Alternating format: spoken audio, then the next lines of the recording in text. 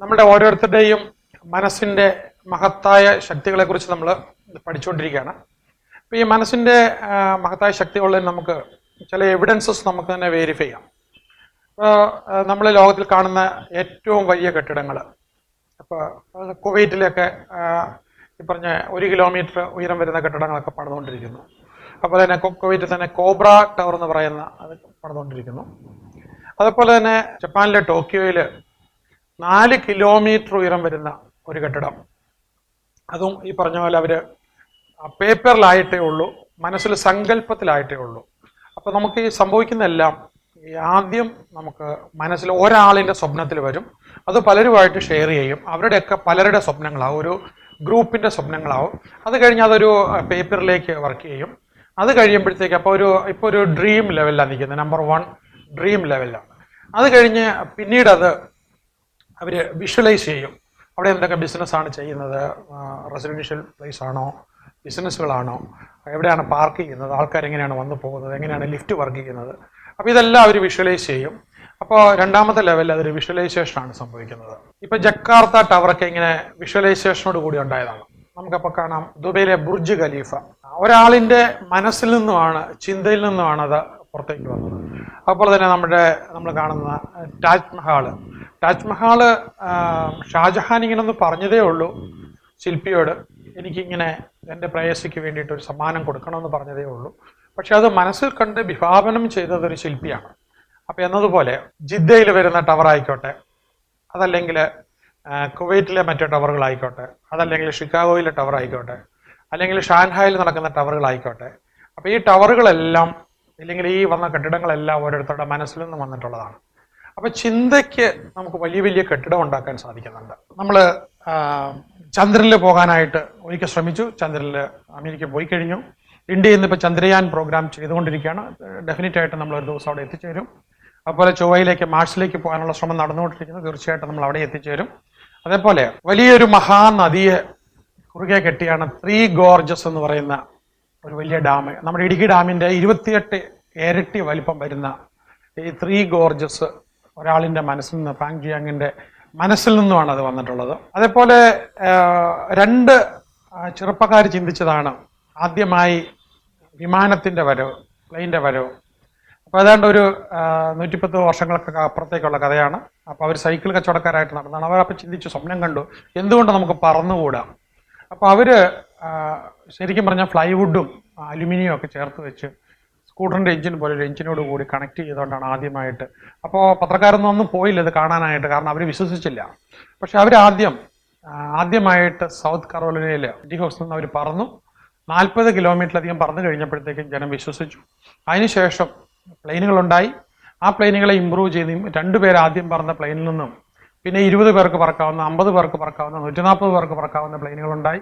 ഇന്നത്തെ ഏറ്റവും ലേറ്റസ്റ്റ്, ലോകത്തിലെ ഏറ്റവും വലിയ എയർബസ് A380 എന്ന് പറയുന്ന പ്ലെയിനകത്ത് 900 പേർക്കും അവരുടെ ലഗേജിനും അതുപോലെ തന്നെ ക്രൂ മെമ്പേഴ്സിനും ഒരേ സമയത്ത് ട്രാവൽ ചെയ്യാനായിട്ട് കഴിയും.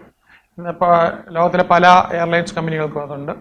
അപ്പോൾ ദുബൈയിൽ നിന്നൊക്കെ UK പോകുന്നതും അതുപോലെ തന്നെ ന്യൂയോർക്കിലേക്കൊക്കെ പോകുന്ന പ്ലെയിനുകൾക്കൊക്കെ ഈ സംവിധാനത്തോടു കൂടിയാണ് പോയിക്കൊണ്ടിരിക്കുന്നത്. അപ്പോൾ ഇതെല്ലാം അപ്പോൾ ഈ 900 പേർക്ക് പോകാവുന്ന പ്ലെയിനുകൾ പോലും മനുഷ്യ മനസ്സിൽ നിന്നും വന്നു. ഇന്ന് അതിലും വലിയ പ്ലെയിനുകൾ, എയർഷിപ്സുകൾ നമ്മൾ ഡിസൈൻ ചെയ്തുകൊണ്ടിരിക്കുകയാണ്. അതായത് ഒരാഴ്ചയൊക്കെ ഭൂമിക്ക് മുകളിൽ ചുറ്റിക്കറങ്ങാൻ പറ്റുന്ന, നമ്മൾ പെട്രോൾ ഗ്യാസിലോന് പകരം അറ്റോമിക് എനർജി ഉപയോഗിച്ച് പ്രവർത്തിക്കാൻ പറ്റുന്ന വലിയ എയർഷിപ്സുകൾ നമ്മൾ നിർമ്മിച്ചുകൊണ്ടിരിക്കാനായിട്ടുള്ള ഡിസൈൻ ചെയ്തുകൊണ്ടിരിക്കുകയാണ്. അപ്പോൾ മനസ്സിൽ നിന്നും നമുക്ക് മഹാ അത്ഭുതങ്ങൾ, നമ്മൾ കാണുന്ന ഇന്നിപ്പോൾ ഉപയോഗിക്കുന്ന ഐഫോൺ അല്ലെങ്കിൽ സ്മാർട്ട് ഫോണൊക്കെ പലരുടെയും മനസ്സിൽ നിന്നും വന്നിട്ടുള്ളതാണ്. ഐപാഡ്, അതിൽ നമ്മൾ ഉപയോഗിക്കുന്ന യന്ത്രങ്ങൾ, ഇതെല്ലാം ഓരോരുത്തരുടെ മനസ്സിൽ നിന്നും ചിന്തയുടെ ഭാഗമായിട്ട് ഇങ്ങനെ വന്നിട്ടുള്ളതാണ്. അതുപോലെ ഡെൻമാർക്കിലാണെങ്കിൽ ഒരു പാലമുണ്ട്, 12 കിലോമീറ്റർ കടലിന് മുകളിൽ കൂടെ, പിന്നെ അത് താഴേക്ക് ഇറങ്ങി കടലിന് അടിയിലൂടെ 12 കിലോമീറ്റർ. ലോകത്തിലെ വലിയ നദികൾക്കൊക്കെ അടിയിലൂടെ ടണൽ പോലെ തീർത്ത് കടക്കുന്നുണ്ട്. ലോകത്തിലെ ഏറ്റവും വലിയ ship harmony of the sea, അത് ഒരാളുടെ മനസ്സിൽ നിന്നും ചിന്തയിൽ നിന്നും വന്നതാണ്. അപ്പോൾ ലിഫ്റ്റിൽ കയറുവാണെങ്കിൽ 10-20 നില താഴേക്ക് പോകാൻ പറ്റുന്ന, 16,000-7,000 പേർക്ക് യാത്ര ചെയ്യാൻ പറ്റുന്ന ഇപ്പോൾ അത് എപ്പോഴും അതിൽ ഒരു ആഡംബര നൗകയിൽ ആൾക്കാർ ആസ്വദിച്ച് യാത്ര ചെയ്തുകൊണ്ടിരിക്കുകയാണ്, കടലുകളെല്ലാം കണ്ടുകൊണ്ടിരിക്കുകയാണ്. സ്വിറ്റ്സർലൻഡിലുള്ള ഭൂമിക്കടിയിൽ 8000 അടി ആഴത്തിലൂടെ പോകുന്ന ടണൽ. അപ്പോൾ അങ്ങനെയൊക്കെ മനുഷ്യന് മലകളെപ്പോലും തുറന്നുകൊണ്ട് വഴികൾ നിർമ്മിക്കാനും ഒക്കെ കഴിയുന്നെല്ലാം ചിന്തയുടെ ഭാഗമാണ്. നമ്മൾ കാണുന്ന ഏറ്റവും നല്ല പടങ്ങൾ വരയ്ക്കുന്നത്, ആദ്യം മനസ്സിലൊരു പടമുണ്ട്, പിന്നെ പുറത്തേക്ക് വരും. ഒരു കലം ഉണ്ടാക്കുമ്പോൾ അവിടെ 2 കലങ്ങളുണ്ട്. ഒന്ന് കൊശവൻ്റെ മനസ്സിലൊരു കലമുണ്ട്, പിന്നെ അതുപോലെ പുറമേ അദ്ദേഹം അത് സൃഷ്ടിക്കുന്നുണ്ട്. അപ്പോൾ അകത്തുള്ളത് തന്നെയാണ് പുറത്തെപ്പോഴും സൃഷ്ടിക്കുക എന്ന് പറഞ്ഞ പോലെ നമ്മൾ കാണുന്ന എല്ലാ കണ്ടുപിടുത്തങ്ങളും, ലോകത്തിൽ വരുന്ന എല്ലാ പുതിയ അത്ഭുതങ്ങളും, എല്ലാ മെഷീനറികളും, സ്കാനിങ് മെഷീനറിയൊക്കെ ഉണ്ട്. ദ ഹോൾ ബോഡി സ്കാൻ ചെയ്യാം, നമ്മുടെ ബ്രെയിൻ മാത്രം സ്കാൻ ചെയ്യാം, ശരീരത്തിൻ്റെ ഓരോ ഭാഗങ്ങളും വളരെ വിപുലമായി സ്കാൻ ചെയ്യാവുന്ന സ്കാനിങ് മെഷീൻസ് ഒക്കെ ഉണ്ട്. അപ്പോൾ ഇങ്ങനെ അതുപോലെ ഇൻ്റർനെറ്റ്, ഇങ്ങനെയുള്ള കണ്ടുപിടുത്തങ്ങളെല്ലാം മനുഷ്യൻ്റെ ചിന്തയിൽ നിന്ന് വന്നിട്ടുള്ളതാണ്. നമ്മൾ ഗുജറാത്തിലെ ഗിഫ്റ്റ് സിറ്റി ഒരാളിൻ്റെ ചിന്തയിൽ നിന്ന് വന്നിട്ടുള്ളതാണ്. ഇപ്പോൾ ആന്ധ്രാപ്രദേശിൻ്റെ പുതിയ തലസ്ഥാനം ശരിക്കും അത് പണിയാൻ തുടങ്ങിയിട്ടേ ഉള്ളൂ, അമരാവതി എന്ന് പറയുന്നത്.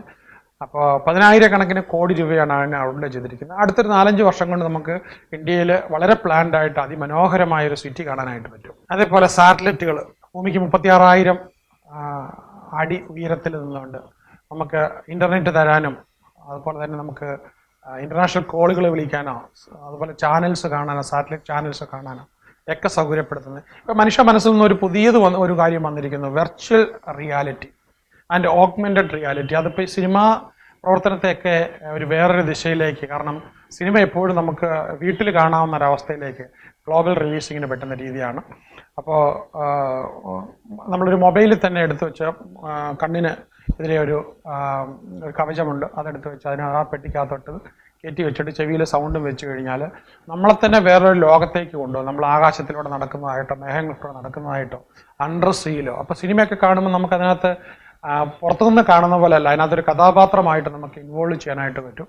ഇത് തന്നെ മാർക്കറ്റിംഗ് മേഖലകളിലൊക്കെ ഇപ്പോൾ നമ്മൾ വാങ്ങിക്കാൻ പോകുന്ന ഫ്ലാറ്റിനകത്തോടെ പണിയാൻ തുടങ്ങുന്നതിന് മുമ്പ് നമുക്ക് യാത്ര ചെയ്യാം, നടക്കാം, അപ്പോൾ സ്വിമ്മിംഗ് പൂളിൽ കുളിക്കാം. ഇതെല്ലാം ചെയ്തതിന് ശേഷം നമുക്ക് വാങ്ങിക്കാൻ കഴിയുന്ന അവസ്ഥയിലേക്ക് ഇപ്പോൾ ലോകം ഏതാണ്ട് പോയിക്കൊണ്ടിരിക്കുന്നു. ലോകത്തിലെ ഏറ്റവും വലിയ ആണവ നിലയം അതുണ്ടാക്കിയ ആളിൻ്റെ തലയ്ക്കകത്താണ് ഏറ്റവും കൂടുതൽ ഊർജ്ജമുള്ളത്, അത് ഉണ്ടാക്കിയതിനകത്താണ്. കാരണം അദ്ദേഹത്തിൻ്റെ തല കൊണ്ട് അതുകൊണ്ട് 10-20 അദ്ദേഹത്തിന് സൃഷ്ടിക്കാനായിട്ട് കഴിയും. ഇന്ന് നമ്മൾ കണ്ടുകൊണ്ടിരിക്കുന്ന, അല്ലെങ്കിൽ ഭയപ്പെട്ടുകൊണ്ടിരിക്കുന്ന ആറ്റം ബോംബുകൾ, അറ്റോമിക് ബോംബ്സ് മനുഷ്യരുടെ മനസ്സിൽ നിന്ന് വന്നിട്ടുള്ളതാണ് നശീകരണത്തിന് വേണ്ടി.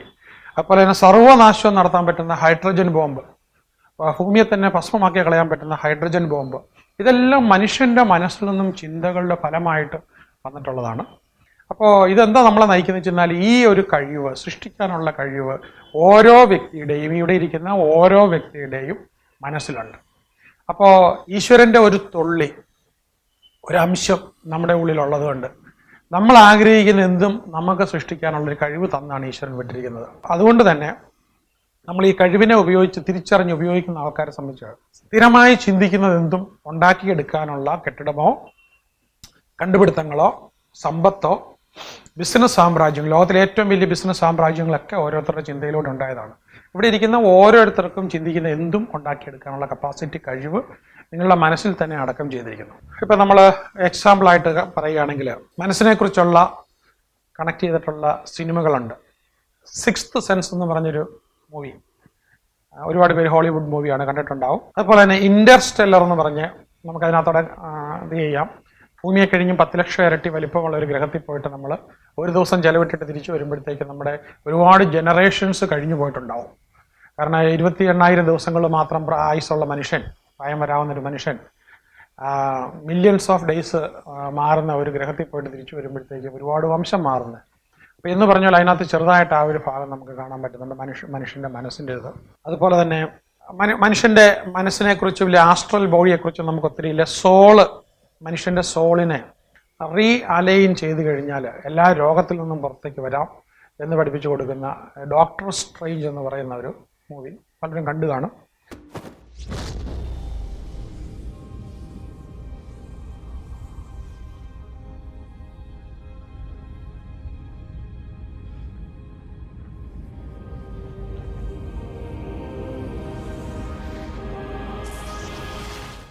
അപ്പോൾ അതിന് നമുക്ക് ആസ്ട്രൽ ബോഡി പുറത്തേക്ക് വരുന്നതൊക്കെ നമുക്ക് കാണാനായിട്ട് കഴിയുന്നുണ്ട്. മനുഷ്യൻ്റെ മനസ്സുകൊണ്ട് മനസ്സ് സ്വപ്നം കാണാനും സ്വപ്നം പകർന്നു കൊടുക്കാനും സ്വപ്നം മോഷ്ടിക്കാനും ഒക്കെ കഴിയുന്ന അതിനെക്കുറിച്ചുള്ളൊരു സ്റ്റോറിയായിരുന്നു ഇൻസെപ്ഷൻ എന്ന് പറയുന്ന വളരെ കോംപ്ലിക്കേറ്റഡ് ആയിട്ടുള്ള പക്ഷേ മനസ്സിൻ്റെ തന്നെ ഒരു സ്റ്റോറിയാണ്.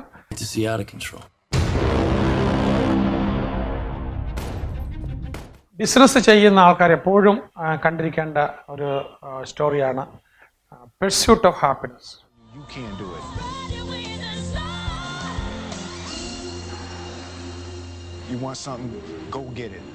അപ്പോൾ ഒരു ബിസിനസ്സിന് വേണ്ടി വിജയിപ്പിക്കാൻ വേണ്ടി എന്തുമാത്രം പരിശ്രമിക്കുന്ന അവസാനം അത് വിജയത്തിലെത്തുന്നത്. അതുപോലെ തന്നെ വളരെ മോട്ടിവേറ്റിംഗ് ഒരു മൂവിയാണ് ഫോറസ്റ്റ് ഗംപ്. അപ്പോൾ ഇതൊക്കെ മനുഷ്യൻ്റെ മനസ്സിൽ നിന്നും നമ്മൾ സൃഷ്ടി പുറത്തേക്ക് വന്നിട്ടുള്ളതാണ്. അപ്പോൾ അടുത്ത കാലത്ത് നമ്മൾ കണ്ടു ബാഹുബലി 2 മിക്കവാറും എല്ലാവരും തന്നെ കണ്ടിട്ടുണ്ട്. ചിന്തയുടെ ഫലമാണ്, ഒരാളുടെ ചിന്തയുടെ ഫലമായിട്ട് സൃഷ്ടിച്ചൊരു മൂവിയാണ്.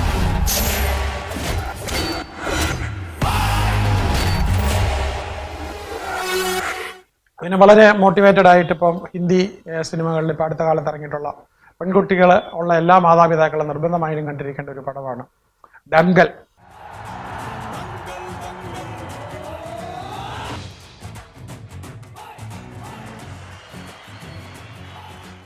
അപ്പോൾ ഇതുപോലുള്ള പടങ്ങളൊക്കെ സൃഷ്ടിക്കാൻ കഴിയുന്ന നമ്മുടെ മനസ്സിന് എന്തും സൃഷ്ടിക്കാൻ കഴിയും. ആ പുസ്തകങ്ങളാണെങ്കിലും ഇപ്പോൾ കാർൽ മാർക്സിൻ്റെ മനസ്സിൽ നിന്നുമാണ് അദ്ദേഹം ചിന്തിച്ചുണ്ടാക്കിയെടുത്തതാണ് ദസ് ക്യാപിറ്റൽ എന്ന് പറയുന്ന. ലോകത്തെ ഒരുപാട് രാജ്യങ്ങളെ ഫ്രീ ആക്കിയത്, ഒരുപാട് മനുഷ്യനെ ഹ്യൂമൻ റൈറ്റ് എന്താണെന്നുള്ളത് മനസ്സിലാക്കി കൊടുക്കാനും മാനവികത കൂട്ടുറപ്പിക്കാനും ഒക്കെ കഴിഞ്ഞ ഒരു പുസ്തകമാണത്. അതൊരു മനുഷ്യൻ്റെ മനസ്സിൽ നിന്ന് വന്നിട്ടുള്ളതാണ്. അതുപോലെ തന്നെ ഫ്യൂച്ചർ ഷോക്ക് എന്ന് പറയുന്ന പുസ്തകം, എങ്ങനെയായിരിക്കണം ഇനി വരാൻ പോകുന്ന ലോകത്ത് എന്തെല്ലാം നടക്കാൻ സാധ്യതയുണ്ട്. അതേപോലെ തന്നെ മനഃശക്തിയുടെ ഏരിയയിൽ ആൾക്കാർ സ്ഥിരം വായിക്കുന്ന ഒരു ബുക്കുണ്ട് പൗലോ കൊയ്ലോയുടെ ദ ആൽക്കമിസ്റ്റ്. മനസ്സിൽ കാണുന്ന എല്ലാം നമുക്ക് വരുത്തി തീർക്കാൻ കഴിവുണ്ടെന്ന് പറയുന്ന ഒരു പുസ്തകമാണ്. അതുപോലെ ഹാരി പോട്ടർ, അതല്ലെങ്കിൽ ഒറിജിൻ ഓഫ് സ്പീഷ്യസ്, ഇല്ലെങ്കിൽ ആർട്ട് ഓഫ് വാർ, അല്ലെങ്കിൽ എൻ്റെ പുസ്തകങ്ങളാണെങ്കിലും ഇതെല്ലാം മനസ്സിൽ നിന്നുമാണ് വരുന്നത്. ഇപ്പോൾ ഇവിടെ ഞാൻ കാണിക്കാൻ ശ്രമിക്കുന്നത് നമുക്ക് മനസ്സിൽ നിന്നും ഒരുപാട് കാര്യങ്ങൾ പുറത്തേക്ക് വരുന്നുണ്ട്. അപ്പോൾ മനുഷ്യൻ ഒന്നിലേക്ക് മാത്രം ശ്രദ്ധ കേന്ദ്രീകരിക്കുമ്പോൾ അത് സൃഷ്ടിക്കാൻ അവന് കഴിവുണ്ട്. ഇവിടെ ഇരിക്കുന്ന ഓരോരുത്തർക്കും ജീവിതത്തിൽ ആഗ്രഹിക്കുന്ന ആ ഏറ്റവും പ്രധാനപ്പെട്ട കാര്യമാണ്. ഒരുപാട് കാര്യങ്ങൾ ചെയ്യാൻ പറ്റുമെന്ന് വരത്തില്ല, പക്ഷെ ഒരു കാര്യത്തിലേക്ക് മാത്രം നമ്മൾ ശ്രദ്ധ കൊണ്ടുപോവുകയാണെങ്കിൽ, ആഗ്രഹത്തിലേക്ക് കൊണ്ടുപോകണമെങ്കിൽ നമുക്ക് സൃഷ്ടിക്കാനായിട്ട് കഴിയും. ഉദാഹരണമായിട്ട് പറയുകയാണെങ്കിൽ എൻ്റെ പല പുസ്തകങ്ങളും ചിന്തകളുടെ ഫലമാണ്. ഇപ്പോൾ ലോകത്തിലെ ഏറ്റവും വലിയ എയർപോർട്ട്സ്, അപ്പോൾ അതെല്ലാം മനുഷ്യൻ്റെ ചിന്തകളിലൂടെ വന്നിട്ടുള്ളതാണ്. മനുഷ്യൻ അങ്ങനെ ചിന്തിച്ചു, തോട്ട് അങ്ങനെ ആയിരുന്നു. അപ്പോൾ അതെല്ലാം ഒരു മാസ്റ്റർ മൈൻഡ്, ഒരാളുടെ ചിന്തയുടെ ഫലമായിട്ടും ഒരുപാട് പേരിലേക്ക് ആ ചിന്തകൾ പോയതിന് ശേഷം ഉണ്ടായിട്ടുള്ളതാണ്. അതേപോലെ ഇന്നിപ്പോൾ പ്രൈവറ്റ് കമ്പനികൾ കൂടി റോക്കറ്റ് അയക്കാൻ തുടങ്ങിയിരിക്കുന്നു ശൂന്യാകാശത്തേക്ക്, ഇപ്പോൾ കണ്ടുപിടുത്തങ്ങൾക്കുമായിട്ട്, ടൂറിസത്തിനായിട്ട്. അതുപോലെ തന്നെ ബുള്ളറ്റ് ട്രെയിന് 430 km/h യാത്ര ചെയ്യുന്ന ട്രെയിനുകൾ വരെ ഇറങ്ങിയിരിക്കുന്നു. അപ്പോൾ നമുക്ക് ഇതൊക്കെ ഇന്ത്യയിൽ നമുക്ക് ഉപയോഗിക്കുമ്പോഴത്തേക്ക് നമുക്ക് എന്തെല്ലാം മാറ്റം, ആൾക്കാരെ പെട്ടെന്ന് അങ്ങോട്ട് ട്രാൻസ്ഫർ ചെയ്യണം. ഇതെല്ലാം ഓരോരുത്തരുടെ ചിന്തയുടെ ഫലമായിട്ടാണ്. ഏറ്റവും വന്നുകൊണ്ടിരിക്കുന്ന ഏറ്റവും ലേറ്റസ്റ്റ് ഫോണ്, അല്ലെങ്കിൽ ഇനി വന്നുകൊണ്ടിരിക്കുന്ന ഐപാഡുകൾ, ഡിജിറ്റൽ മാഗസിൻസ്.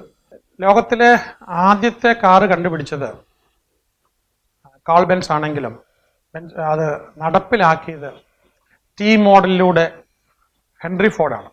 ആ ഹെൻറി ഫോർഡിന് ശേഷം, അല്ലെങ്കിൽ ആ പാതയിലൂടെ ഒരുപാട് പുതിയ കാറുകൾ വന്നിരിക്കുന്നു. ഏറ്റവും നല്ല BMW ആണെങ്കിലും ശരി, അതല്ലെങ്കിൽ മെഴ്സിഡീസ് ബെൻസ് ആണെങ്കിലും അതിൻ്റെ വിവിധ മോഡലുകൾ, അല്ലെങ്കിൽ റോൾസ് ജോയ്സ്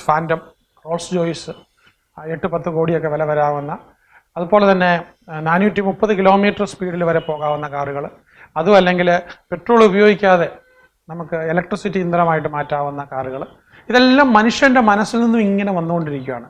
അടുത്ത ഇതിലേക്ക് നമ്മൾ പോകുന്നത്, ഇപ്പോൾ പരീക്ഷണം നടന്നുകൊണ്ടിരിക്കുന്നത്, ചിന്തകൾ നടന്നുകൊണ്ടിരിക്കുന്നത്, മനുഷ്യൻ്റെ ചിന്ത ഏറ്റവും പോയിക്കൊണ്ടിരിക്കുന്ന പറക്കുന്ന കാറുകളെ കുറിച്ചാണ്. അപ്പോൾ നമുക്ക് കാണാം ഒരു 10-20 വർഷം കൊണ്ട്, ഇപ്പം 5 വർഷം കൊണ്ട് ഇറങ്ങുമെന്നാണ് അത് പറഞ്ഞുകൊണ്ടിരിക്കുന്നത്, പക്ഷേ 10-20 വർഷം കൊണ്ട് നമുക്ക് പറക്കുന്ന കാറുകളിലേക്ക് നമ്മൾ പോവുക.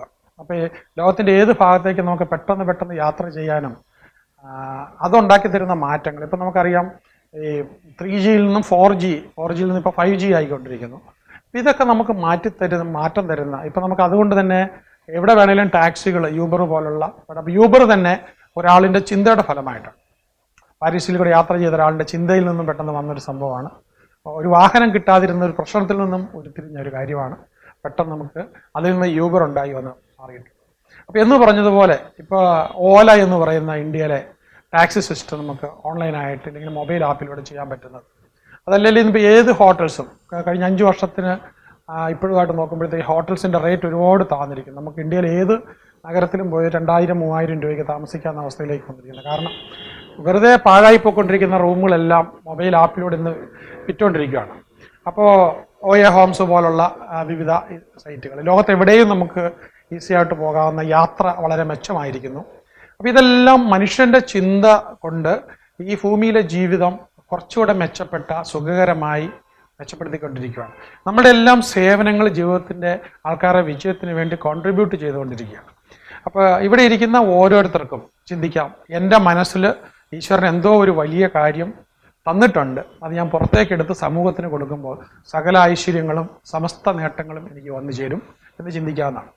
ചിന്തയിൽ നിന്ന് ഏറ്റവും ഉയരം കൂടിയ പാലം വന്ന് നിങ്ങൾ കണ്ടിട്ടുണ്ട്, പലപ്പം കാണാൻ സാഹചര്യം ഉണ്ടാകും. അതുപോലെ ചിന്തയിലൂടെ രാജ്യങ്ങൾ ഉരുത്തിരിഞ്ഞത്. ഇപ്പോൾ എക്സാമ്പിൾ പറയുകയാണെങ്കിൽ കേരളം പോലെ ചൂടും കാലാവസ്ഥയും അതുപോലെ തന്നെ ദാരിദ്ര്യം, കേരളത്തെ കഴിഞ്ഞ് ദാരിദ്ര്യം ഉണ്ടാകുന്ന ഒരു സ്ഥലമായിരുന്നു സിംഗപ്പൂർ.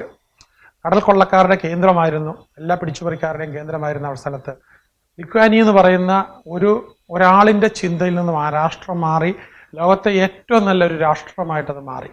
അതുപോലെ ചൈനീസ് ഹിസ്റ്ററി പഠിക്കുമ്പോൾ ആൾക്കാർക്ക് ഇത്രയും പ്രഭുക്കന്മാരുടെ ദുഷ്ഭരണങ്ങളും മനുഷ്യനെ ക്രൂരമായി ഉപദ്രവിച്ചുകൊണ്ടിരുന്ന ഒരു സ്ഥലത്തു നിന്നും ഇത്രയും വലിയ ഒരു രാഷ്ട്രം ഒരു വലിയ വൻ ശക്തിയായി മാറിയതിന് തുടക്കമിട്ടത് മാവോ സെതുങ്ങിൻ്റെ മനസ്സിൽ നിന്നുമാണ്.